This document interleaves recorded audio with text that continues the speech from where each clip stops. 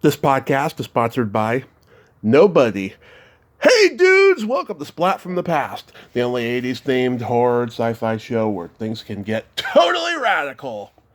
Now today I will be welcoming Jim Henshaw. He is a Canadian actor, screenwriter, producer. He made his film debut as Sweek in The Last Detail, a classic Jack Nicholson movie directed by Hal Ashby from 1973. It's celebrating its 50th anniversary this year. And he wrote a very controversial movie and starred in it called A Sweeter Song a few years after that. And he was in Deadly Harvest alongside another guest of mine, Dwayne McClain. And he went into voiceover. He's done voices for like the Ewoks cartoon and Care Bears and the cult classic The Devil and Daniel Mouse. And according to Wikipedia, he also did voices for heavy metal. And you know, I've had 3 guests from that. I don't know how accurate that is. I'm going to ask him. And he also wrote episodes of the Friday the 13th series. And we're going to talk about all of that stuff today. He has a blog called The Legion of Decency. And it's going to be an eclectic conversation. I cannot wait. So yeah, here is my interview with Jim Henshaw. God, you're right on time. Hey Jim, welcome to the show. How are you today? I'm good, Tommy. How are you? I am spectacular. This is such a great honor. Thank you for taking the time today. It's a pleasure. So, going back in time, did you gravitate toward acting early on in your childhood? Yeah, I kind of started in high school, and I was going to go to medical school. I wanted to be a psychiatrist, and then I found out that I'd be over 30 before I graduated, and of course life would be over by then. So I went back into it, graduated from the University of Saskatchewan, and went to Toronto and started working professionally. Yeah. Did you do any acting when you were at that university? Yeah, quite a bit. I one of those guys. I mean, back then, this is the late '60s. You get training, and I never got to use it when I turned pro. But you know, lots of Shakespeare, lots of Greek stuff.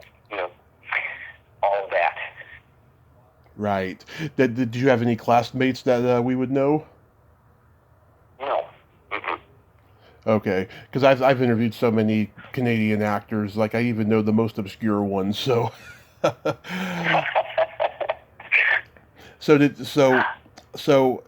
you started doing theater, and you did several plays by George F. Walker. Yeah, I got into, when I arrived in Toronto, there was a new thing kind of starting out, which were all these theaters that were trying to create Canadian theater, as in plays that were about Canada, had a Canadian sensibility to them. And George was one of the first. I think I did about 12 or 15 of his shows. And a lot of others by other really good Canadian writers, Ken Gass and Carol Bolt, people like that. And you did many of those. Did you enjoy doing them? I loved it. I had always hoped to have a career in theater, and because of being involved in that element of Canadian theater, ended up touring all over the world with shows from there. Spent a lot of time in England working on stage, which gave you an opportunity to be exposed to all kinds of other theater and whatnot. And I'd always really just, my ambition was to be what they used to call a journeyman actor, somebody who just worked constantly, and 90% of it in the theater. But at that time, the Canadian film industry was starting to kick up. Right. So I ended up doing a lot of TV movies, a lot of stuff for CBC back in the early 70s, and and a few independent things. And eventually evolved into writing my own stuff, because I spent so much time in these very small theaters workshopping plays that would then go into production. And watching the process of you'd read through a script and the writer would go away for a couple of days, come back with rewrites, and you'd work that and come up with ideas or whatever, and that was all reworked. And it was really rewarding and really a chance to be additionally creative. And at some point, I just sort of went, I could do this. And I had been doing a play. This is where my writing career started. I'd been doing a play at the Tarragon Theater, and when we were in rehearsal, the director was talking about the next show he was going to do. And he needed a couple of actors who were in their late 40s, early 50s.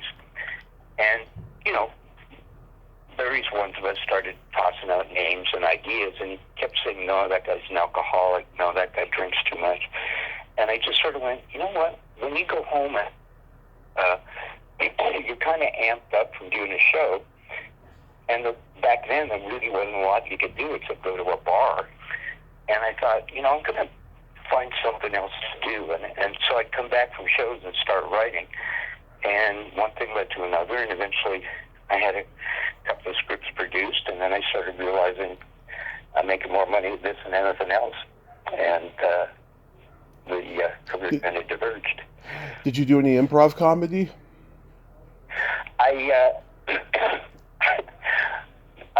Early on, I took an improv class from Lorne Michaels. Oh, wow. He was doing he was part of a comedy duo in Toronto called the Heart and Lorne Terrific Hour was what they called their TV show. And he was doing improv, and I thought, well, I should learn to do more of this. So I took the class. Dan Aykroyd was in it. Yep. And, we did a bunch of improv. Lorne, at that point, was putting together a new series. Yeah. It didn't go, but I was there when they shot the pilot called the Crescent E. Goodhue Show. And the name came from a guy who was the oldest actor in Canada, and it was basically a satire on the fact that Canadian television didn't change. They just kept doing the same stuff over and over again. And so it was like, Don Messer and all of those kind of things rolled into one. Yeah. But it was fun. Nice. So how does the Last Detail come into your life? I got a call one day, casting director in Toronto named Karen Hazard, and she said, there's a pretty big movie coming to town. I think there's a great part for you in it. So I went in, and Lynn Stallmaster had come up to cast several Canadian parts, 2 or 3 things, and, he said thanks, and left. A couple of days later, I got a call back to the Seaman Sweek role. Read it, and a couple of days later, they told me I'd been hired, and that was probably a month before we started shooting. Right. And then during that time, Jack Nicholson was, obviously famous, but I didn't really know a lot of his stuff. Yeah. I'd probably seen him in some of the Vincent Price stuff, and didn't register. And but he directed a movie called Drive, he said. Yes. And it was playing at one of the local art houses. So I went and saw it. I was quite impressed with it because I was trying to write a movie for myself. And back then, it seemed like I was constantly doing things where I was either losing my virginity or going off to war or both. And I just wanted to change what I was doing. So I started to write some stuff, and I thought, well, he's done a lot of this. Maybe I can talk to him. And that eventually did happen once we were on set. I was watching this the other night. I've loved this movie for over 30 years, and it's funny though. I still don't know what this movie is about. Obviously it's about 2 Navy MPs escorting this young sailor, to prison, because he stole from a donation box. But it's like, what is this about? Is this about friendship, or is it just about the counterculture era of debauchery and excess? I think you're kind of half right on all of that. I heard Robert Towne did an interview once where he talked about the script, and everybody was trying to get him to take all the swearing out of it. Because what went to camera was about a quarter of what had been in the original script. And everybody was saying, no, you can't do this. The audience is going to get sick of it. And he explained that obscenities are basically used by people who have no power. Yeah. They can't change anything. They can't alter anything. So they resort to just bitching about it. And for me, the movie was always about these two lifelong guys in the Navy who were given a really shit detail to do. And they know this kid's life is being destroyed by it, but there's nothing they can do about it. And so I think it is a kind of a reaction to the society at the time. And, I mean, when it was shot, Nixon was barely out of office. Yeah. And, the repression that had gone on at that point. And I think it was also the kind of thing where that whole thing that's talked about movies from the 70s. Right. And how it was kind of a rebirth of great cinema. It kind of got started around that time because people were finally being able to break out. And when I look back, it's like look at Hal Ashby and Michael Chapman and Towne and pardon me, Jack, and you kind of go, this is almost a Quentin Tarantino wet dream. Yeah. Of, all the powers that were going on that set that would explode shortly afterwards. Yeah, I mean, this movie was groundbreaking for its language because they tried to get this made in 1970, and there was still an MPAA law at that time. But then by the time 73 rolled around, then they were ready to go. Well, and the funny thing is, my mom was part of a bowling league. And when the movie came out, she and about a dozen women from the bowling league go to see it in downtown Victoria. And which at that time was a very staid kind of place. And they were lined up at the box office, and the woman in the box office kind of called out for the manager, and he came out and talked to them and said, do you ladies know what this movie's about? Yeah. And one of them piped up, no, but V's son is in it. That's why we're here. Yeah. So they went in. They had a great time. And when they were talking to the manager on the way out, he said, I just can't believe you guys put up with all the language. And it was like, well, it's nothing we haven't heard before. Yeah. So there was this funny kind of thing where the studio people, as they often do, were not giving the audience the credit they deserve. Right. So how was Hal Ashby as a director? He was really nice. He seemed to work differently with everybody on the set. He was a very laid-back, relaxed, easygoing guy, great sense of humor, and really open to people improvising things, to trying new things. I think it irked Robert Towne a little bit because he was there as well, and it was like, no, this is the script, and Ashby would always go, it's okay, we'll play with it, we'll see what works.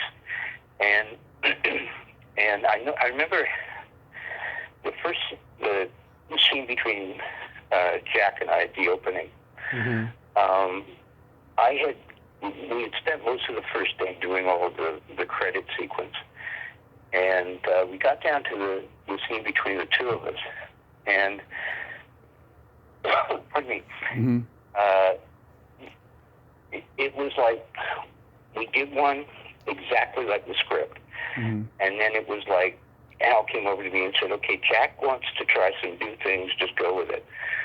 And it was like, okay. And we tried 2 or 3 takes where he was just trying different things. He was going harder, going softer. He kind of warped the dialogue around a little bit. And eventually just got to something he was happy with. And it was also kind of thing, he had a couple with him.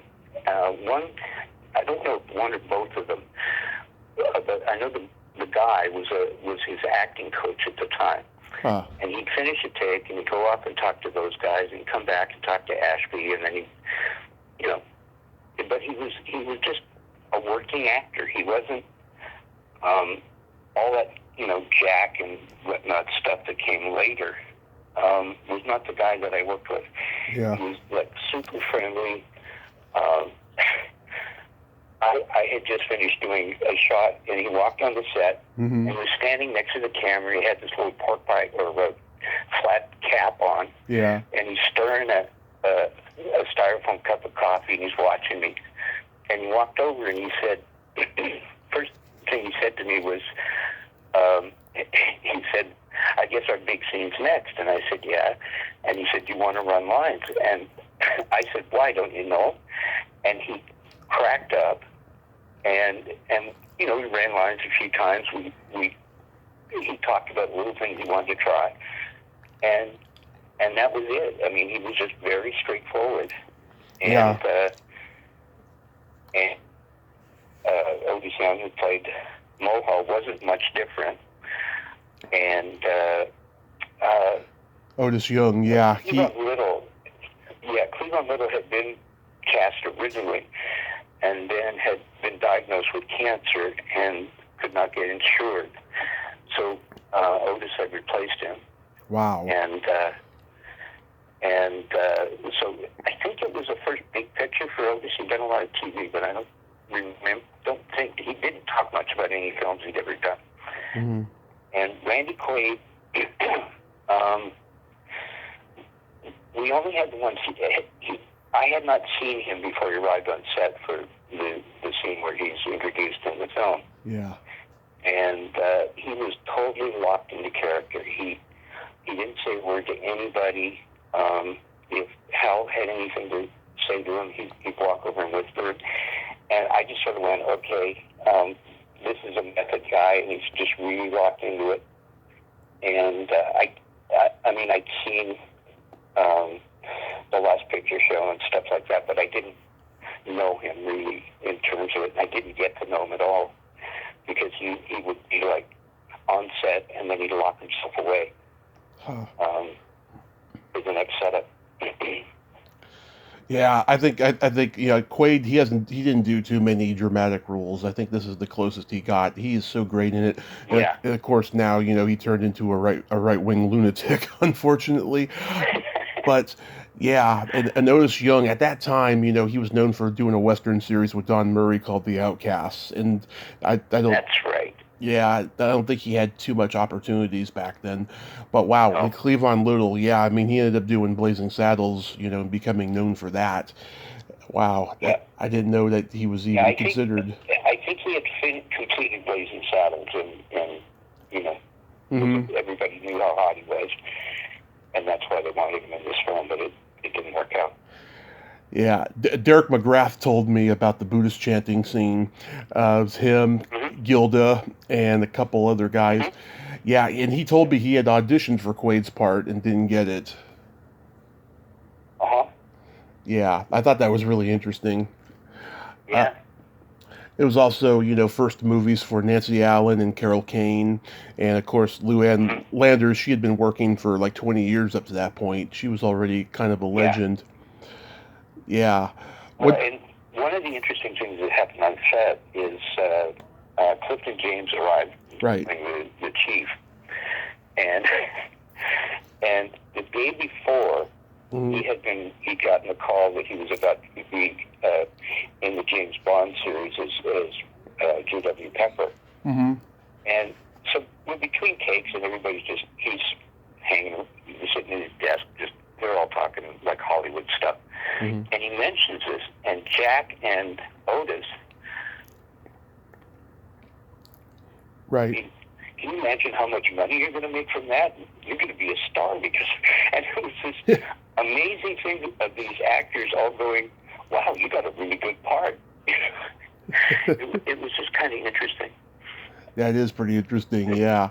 Clifton James was great. It was that kind of thing where you sort of went, "Hey, these Hollywood guys are no different than we are." At that time, yeah. It was like, Yeah, at that time, there was a point, late 70s, I think, when I was living in Hollywood, and I was in an apartment complex, and one of the guys had been an extra in the Errol Flynn Robin Hood. Mm-hmm. And he talked about how different it was back then, because he said 5 o'clock would roll, but he'd call cut and down tools, and Flynn would turn around and say, "Who's going for a beer?" And it didn't matter if you were an extra or a grip or, one of the leads, you just all went down to the same pub and tucked in for a couple of hours and had a few drinks. And he was just bemoaning the fact, I guess he remained an actor or an extra for several decades in Hollywood. And he just talked about how it all went away. And there wasn't that fraternity and that brotherhood and that kind of feeling of everybody was just working at the same plant. Right. When the movie came out, it didn't do well at the box office like a lot of Jack's movies during that period. Yeah. I think the poster had something to do with it because it made it look like it was all about him. Yeah, I didn't really understand much about film marketing at the time. I remember when I went to see it, Mm-hmm. I was doing a play in Toronto, so I go to an afternoon screening the day it came out, and I thought, well, it was shot in Toronto. There's a lot of people who know people in it. It'll probably be packed, and I think there were like 6 people in the audience, and it was just kind of okay. Well, that's the way it goes. Yeah, but it's such a great movie. It really is. Mm-hmm. Yeah. Go ahead. Jack was pretty. I mean, he was really. I remember after his first take, he kind of looked at Ashby and said, "I'm going for the gold on this one." Meaning, he was going to try and get his Academy Award for this. And I mean, he really thought that this was a picture that was going to be really important in his career. And I think, in retrospect, it was, but not the success that he hoped it would be. Yeah. That same year, you were in Class of '44. Anything you remember about that? No. That was my first summer in Toronto. I was an extra. Mm-hmm. And we shot at U of T, and they needed a bunch of frat boy lookalikes, and so I was in that. Didn't really have much to do, and it was a cast that was kind of young and full of itself from the success of Summer of '42, and really or get involved with anybody. Yeah, Deborah Winters, I've talked to her. She's one of the stars in it. Mm-hmm. And John Candy was in that too. Yeah, John and I worked together 2 or 3 times. The thing about Toronto back then was, there were maybe 30. I mean, people like Derek and Martin Short. Yep. I mean, Danny, me. Dave Thomas. We all knew each other. I mean, there used to be a touch football game every Sunday in Hyde Park. Yeah. And, it was all just actors. And we'd always trading information. This is getting shot here. Sounds like this is gearing up. There might be a part for you in that kind of thing. And so we all knew each other. I think the first commercial I did was with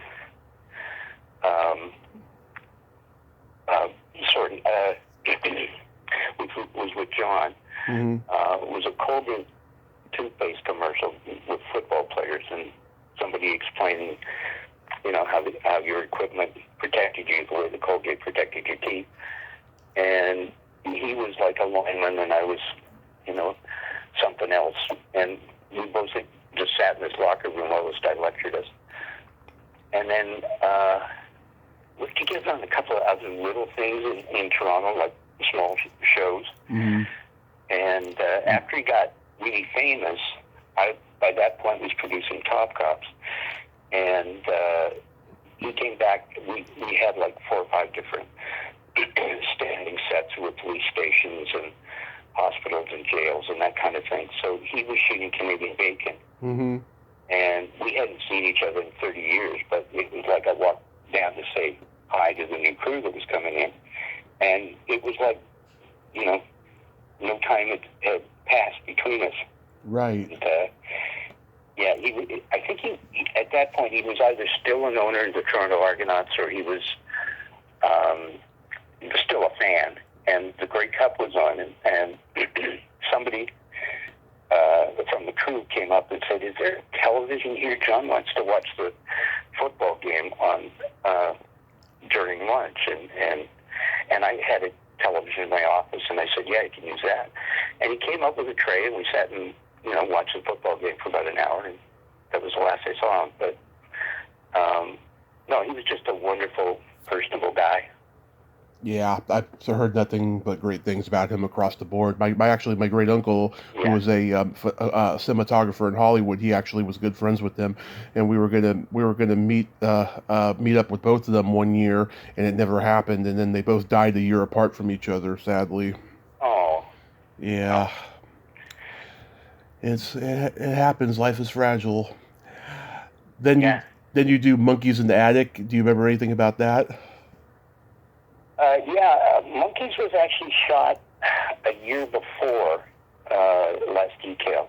Mm-hmm. And I honestly don't remember much about the casting process, but it had a really good cast.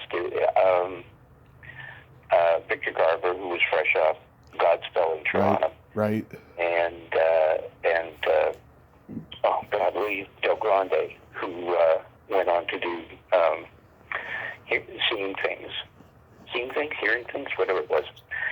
And Jackie Burroughs, mm-hmm. was probably one of the best Canadian actresses ever. And Jess Walton, who was this young starlet at that point, and then went on to be on what was it, General Hospital of Ryan's Hope, or one of those kind of soaps for like 30 years. Yeah. And so it was quite a cast to be part of. How about Lines for Breakfast? Lines for Breakfast was fun, and that's when Dwayne McClain and I met. So that's how we.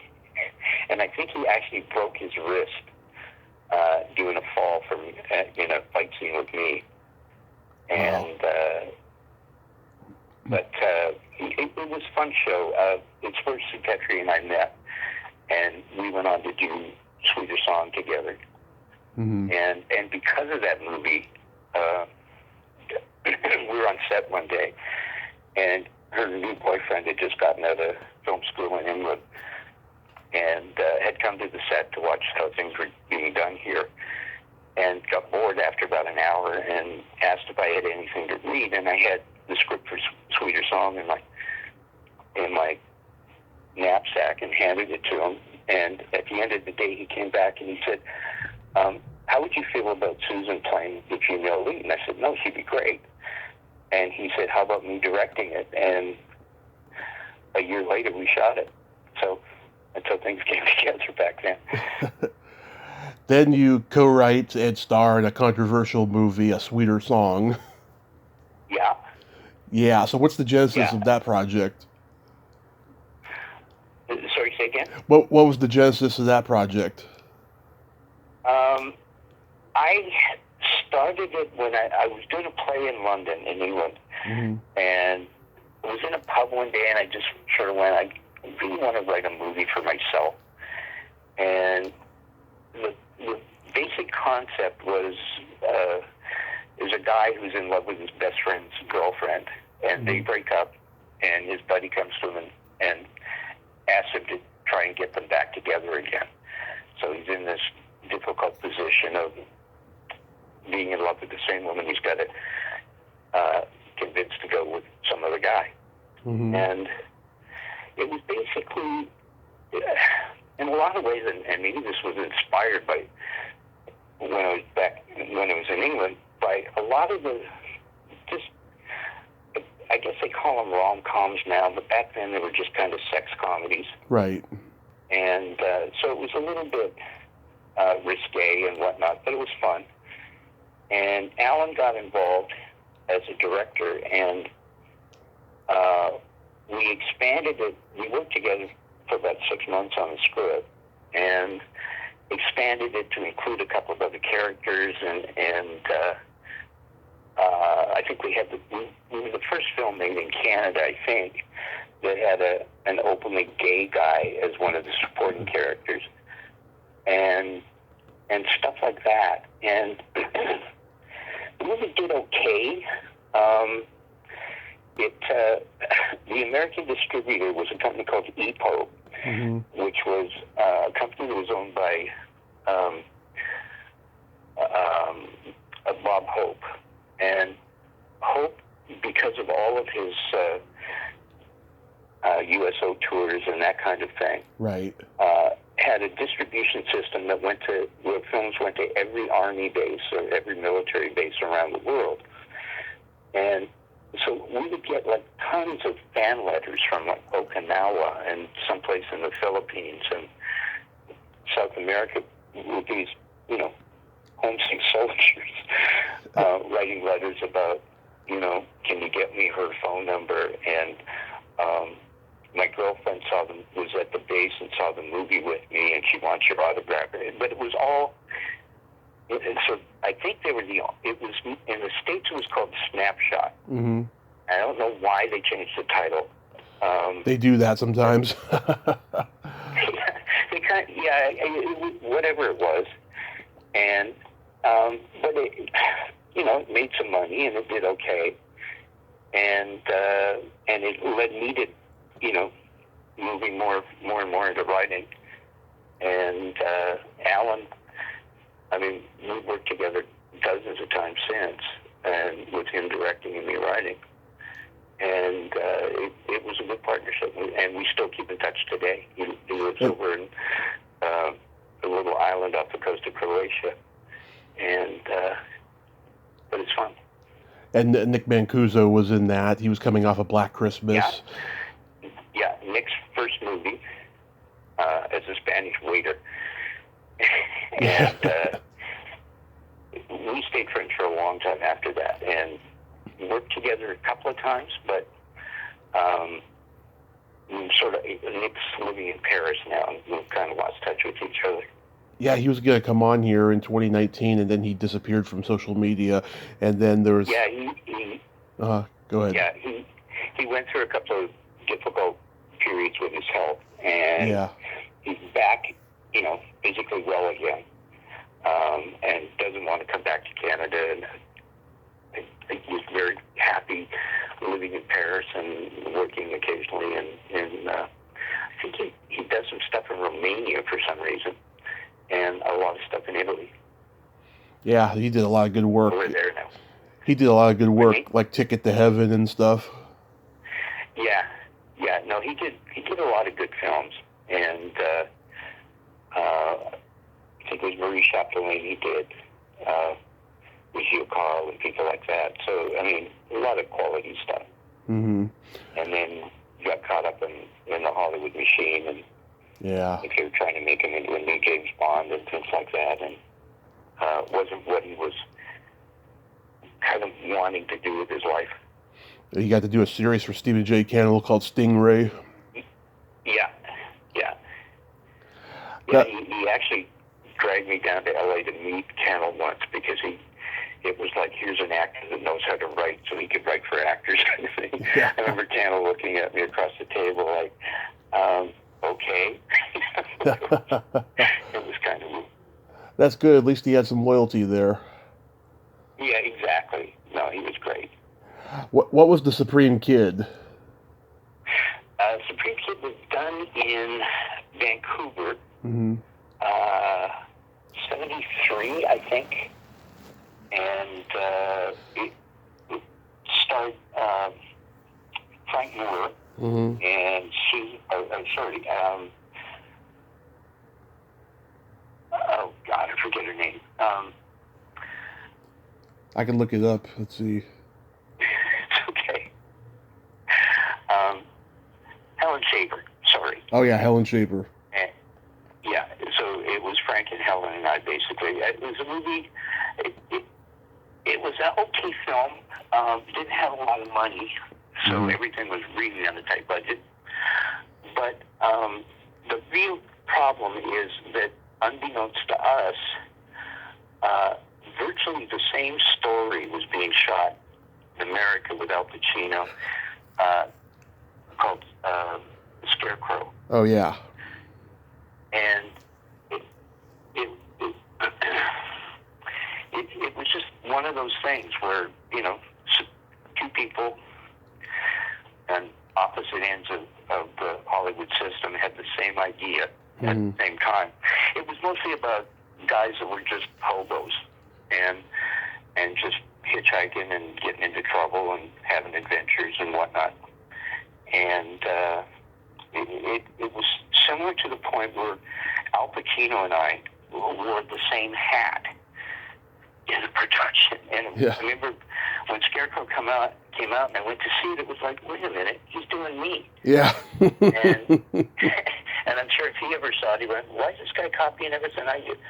But it was just the way the character was. It was one way to play it in the context of the story. And so that was kind of weird. And it was the first Canadian film that was where the subtitles in French were in joual, so that it was more the Kovac speech pattern rather than the French thing. And they took it to Cannes or some French film festival, and people were very upset that it was not correct French on the subtitles. But yeah, Michael. I don't think it ever made a dime. But yeah, but Michael Douglas went to Canada and made a movie called Running, and it was a ripoff of a Robert Naughton movie shot in Canada called Second Wind. Yeah, I know. It happens. It's the kind of thing that I mean, every now and then you get two volcano movies or two meteor movies or whatever. It just happens. Exactly. Consciousness thing. Sorry, say again. Oh, when Dwayne McClane and I talked, we talked about Deadly Harvest. Do you have any memories of that?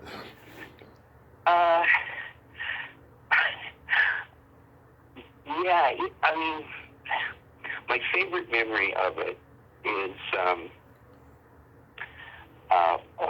the actor who played Cheyenne. Clint Walker. Yeah, Clint.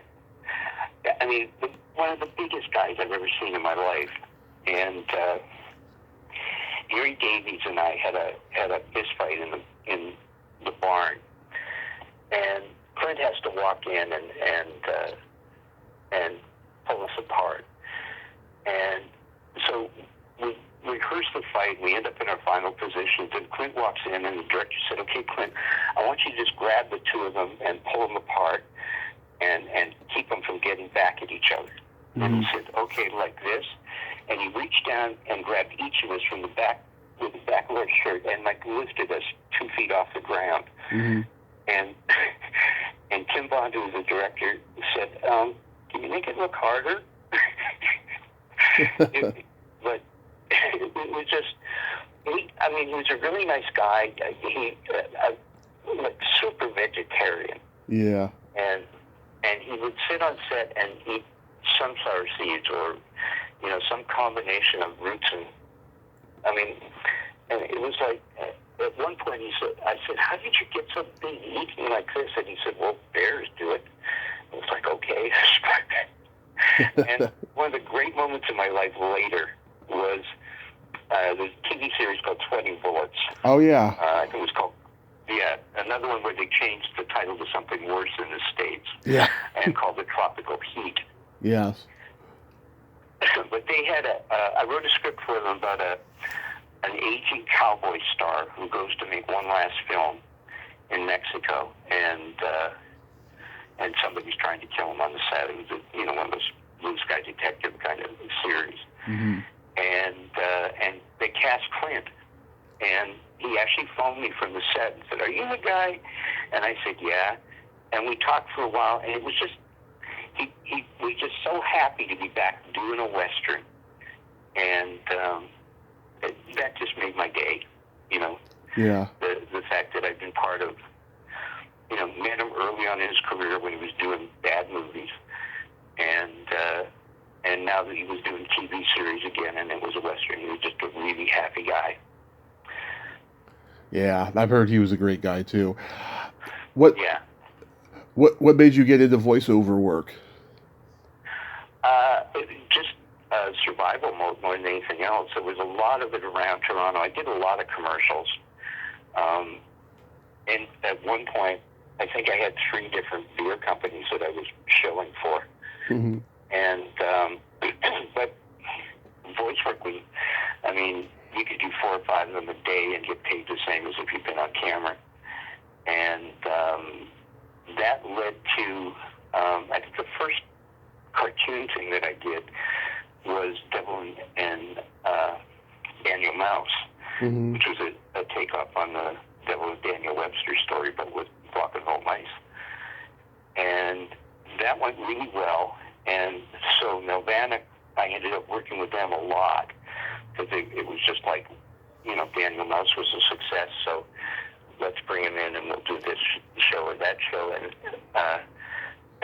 that eventually led to the thing most people remember me for, which is the Care Bears and the Ewoks and those series for kids. Yeah, the Devil Daniel Mouse, that has a cult following. Yeah,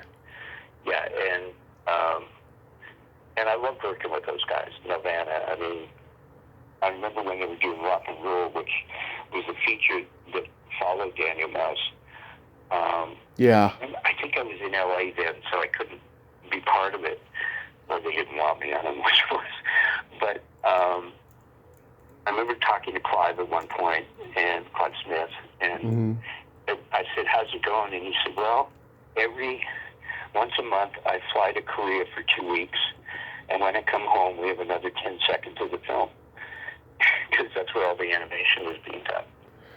Yeah. And I mean, it took them like 2 years to make the movie, and I thought it was okay, but it's got a bit of a cult following too.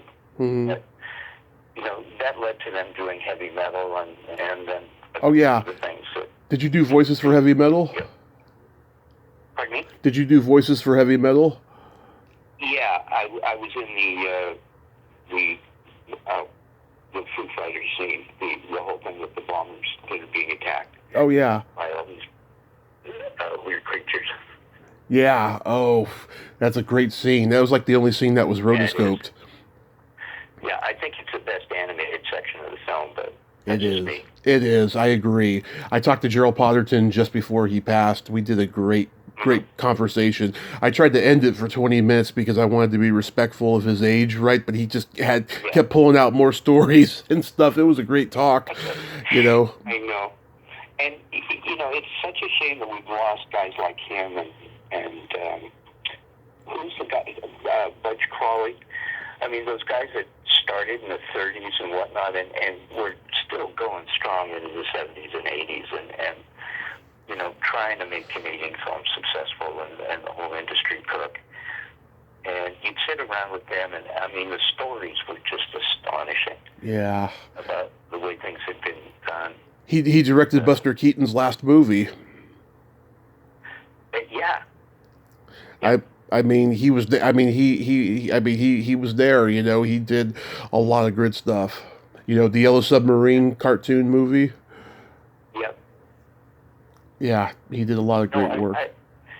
Yeah, people don't understand how many Canadians are involved in so many, like, classic films and cult films. Oh, yeah. Maybe a small way, but they were part of it. And the fact that we don't have a really powerful industry right now, I mean, there's a lot of people working, but there's not a lot of it that's, like, that Canadian sensibility to it. Right. I totally agree. And this is just me, but the stuff that, you know, Crave and the movie networks and whatnot run at 3 o'clock in the morning, I mean, I have no idea why anybody would watch these films and why the government keeps funding them, because it's like, guys, this is just boring stuff. It's not what we were born to make. Yeah. And that's just me. No, I totally agree. I miss the days of watching a cult movie at 2 a.m. on a UHF station. You know, I have good memories of that throughout my childhood, and I miss it. Yeah. It's just awful what's on at 2 a.m. these days. All these infomercials and crap. Yeah. Yeah. And, I'm sure. I mean, Mhm. luckily there's, both paid and free streaming services that just offer you an alternative. And I think one of the biggest problems that we've ever had in this country is when, the CRTC started working for the broadcasters more than the audience. Yeah. And just making, I remember when I started producing particularly, but even when I was writing, I'd go to film markets in the States and those conventions for television people and whatnot.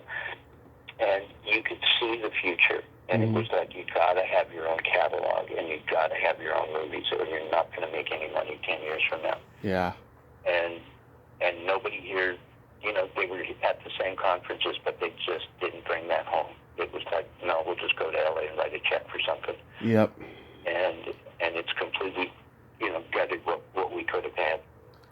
I'm sure you get recognized a lot for Ewoks and Care Bears. Yeah. I think about a year ago, it was like the 30th anniversary or 25th anniversary or whatever it was for a couple of those shows. Yeah. And I must have done 20 podcasts. And it was just, the fans, I've done a couple of Comic-Cons and that kind of thing. Yeah. And people are rabid. It's just a bizarre thing because you think, in reality, an episode for me was, an hour maybe in a recording booth. Mm-hmm. And sometimes you do 2 or 3 in a day. Yeah. And yet that's what people remember. Yeah, it's amazing. George Lucas was a lucky man, the best business decision of his life, when he made Star Wars. And I grew up on the Care Bears movies. The second one's my favorite, the Camp Champ one. I've talked to 3 others who did voices for it, Marla Lakovsky and Allison Court and Pam Hyatt, and they love being associated with it.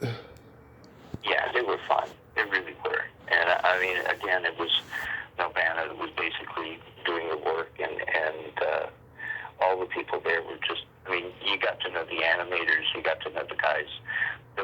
Sometimes they were in the studio. We always worked from storyboards, and then they would animate based on the voices. But every now and then they were in there going, how do you think he looks when he says this, and that kind of thing. It was a real community kind of thing, and it was really fun. Absolutely. And yeah, the only embarrassment from it was I was scuba diving in the Caribbean, and one of the guys on the dive boat, he had a daughter who was about 3 or 4, who loved the Care Bears, and he said, you got to come to the house and meet her. And so I go over to the house, and he opens the door, and his daughter's standing there, and she looks at me, and he said, this is Tenderheart. And she looked at me, and he went, no, it's not. There's some dumpy middle-aged guy, It's like, yeah. this isn't the bear. What are you talking about? But anyway. Oh yeah, you had Mickey Rooney and Harry Dean Stanton do voices for the first one. Yeah, I know. It was remarkable the people they dragged in. And I did not start out as Tenderheart. I started out as Brightheart Raccoon, and then the woman who was doing Tenderheart, for whatever reason, decided she didn't want to stay with it. So a few episodes in, I moved over and took it up. And the movie ones were fun because they were different from. There was a kind of a formula for the TV version, but the movies really had a lot of interesting stuff in them. They sure did. You wrote several episodes of the Friday the 13th series. What was that job like? Yep. I loved it. I had been on Adderley prior to that, and Paramount had tried to get me to come over when the series started, but Adderley got renewed and had a terrific cast to work with. Oh, yeah. And I'd always been a Bond fan and a Harry Palmer fan, and really liked espionage stuff, so I wanted to stay. Yeah. And I'm glad I did, because they almost killed off the entire writing staff the first year just by just overwork more than anything else. And when I had never written horror before, and so I picked up Stephen King's book, Dance Macabre, to try to figure out how I do this. And to this day, love that book. And I think anybody who wants to write horror, that's the first thing you need to read. But when I got on set, or got to the series, it was like, we just tried to change it into being more psychological horror, because the slasher stuff just wasn't doing it as far as anybody was concerned. And a lot of that, Frank Mancuso, who's still doing the movies at the same time, really wanted to try to separate it, and the studio really wanted to have, a Jason of the Week kind of thing going on. And Frank won that argument, luckily. And we got to do some really intense stuff. Mm-hmm. And, and at the same time, it was really pre-CGI. I mean, we did a little. But most of the effects were practical. And so, it was just a really creative series to be part of. I mean, we had really good directors. We had really good actors that we found. And the funny thing that I found was I kind of developed a group of writers that I knew you could depend on doing Adderley, and none of them wanted to write horror. And it was like, no, it's a cheap show. It's all of that. I mean, if you go to Facebook, there's like 5 sites or pages where people are just talking about it constantly. They pick episodes that they watch, dozens of them watch together, and all of that kind of stuff. And it's like 40 years ago, and it's almost as popular as it was then. Oh, yeah. I mean, I love the movies, I didn't discover the series until the internet came. I can't remember if it was ever on in the States when I was a kid. I know that the Freddy Krueger one was, but the Jason one, I have a vague recollection of it, but I have seen episodes on YouTube, Well, if you were a Krueger fan, I'll tell you a funny story. Okay. We were between season 2 and 3 of the series, and we'd gone to New York for some meetings, and we had to fly to Los Angeles. So our whole creative team was on the flight, and so was Robert Englund. And at one point, Englund recognized Frank, and he walked over, and they started talking, and Frank said, the entire horror industry in this country is gone. And we all kind of laughed about it, but it was like really odd to have the 2 most popular sort of horror suspense series. Horror monsters, yeah. With everybody on the same plane. That's interesting, yeah. Did you like producing? I did. I think, in a way, I kind of finally found what I found the most creative. Working as an actor, you were always, not always, but every now and then you get into a situation where I tell people I started writing because I was tired of what I was having to do as an actor, and I wanted to have a little bit more control. So I wrote a couple of things for myself, and then that branched out into writing for other people. And what I started realizing after writing for a few years was that I got really tired of how a lot of the scripts that I saw one way ended up going another. And so I started producing, and I had a lot of input in Friday the 13th, and then when Top Gups came along, it was, even more.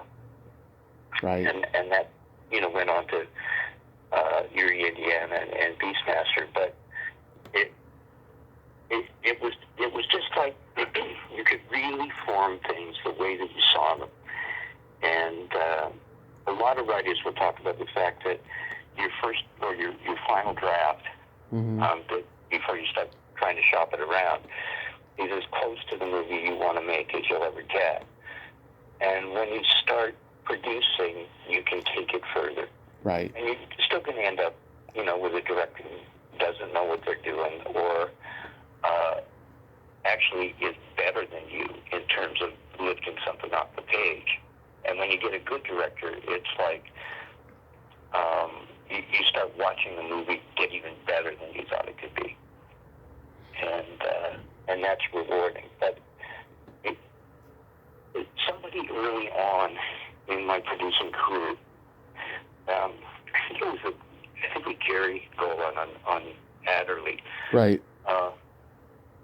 We had an episode that just wasn't working.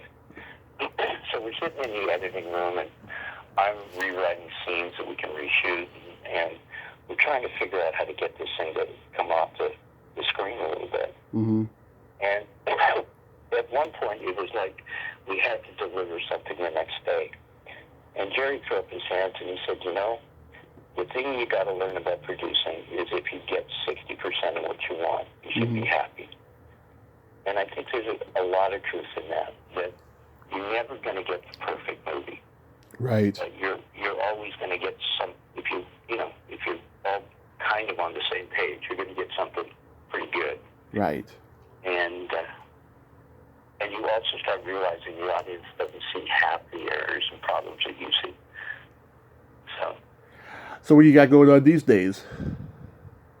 The last few years, I have been doing an awful lot of script doctoring, rewriting stuff.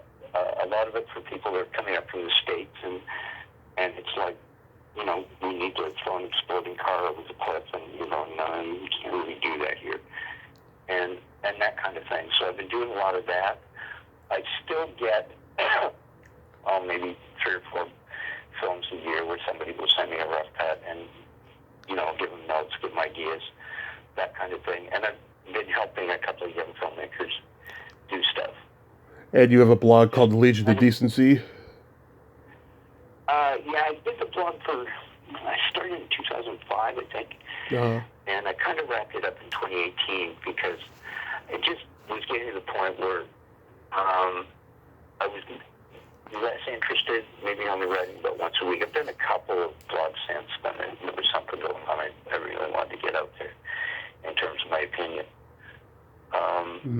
But, yeah, that probably got me in more trouble than it did anything worthwhile. But that was where I really, went to war against the CRTC and the Canadian broadcast industry. And I don't think I made any enemies, but I didn't make any friends, definitely. Yeah. And the weird thing is you go back and you read some of the early ones, the early posts, and it's like, I feel like, how did I see all this coming and they didn't? Yeah. It just astounds me. It's gotten worse with social media, I mean, it's like it's a feeding frenzy circus out there. Oh, yeah.